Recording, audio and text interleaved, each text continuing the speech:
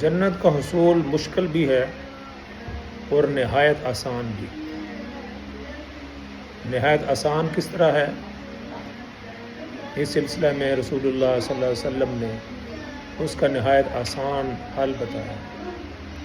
حضرت ابو ہریرہ رضی اللہ عنہ راوی ہیں، وہ فرماتے ہیں کہ رسول اللہ صلی اللہ علیہ وسلم نے ایک شخص کا ذکر کیا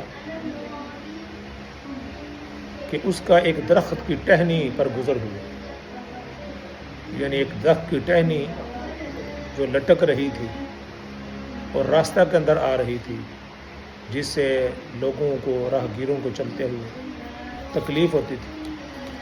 اس شخص نے اس ٹہنی کو وہاں سے ہٹا دیا، کاٹ کر ایک طرف پھینک دیا۔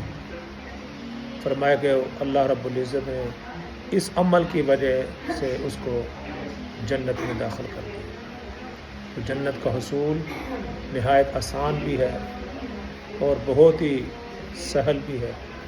ایک چھوٹا سا کام اگر آپ کر دیں گے کہ راستہ کے اندر پڑی ہوئی کسی بھی چیز کو جو راہ گیروں کو، چلنے والوں کو تکلیف دیتی ہے، وہ ہڈی کی صورت میں ہو، وہ لکڑی کی صورت میں ہو، وہ کسی ڈبے کی صورت میں ہو، کسی صورت میں بھی ہو، اس کو اگر وہاں سے ہٹا دیں گے، ایک ٹہنی کو کاٹ دیں گے جو لوگوں کو تکلیف دیتی ہو، تو اللہ رب العزت آپ کو جنت عطا فرما دیں گے۔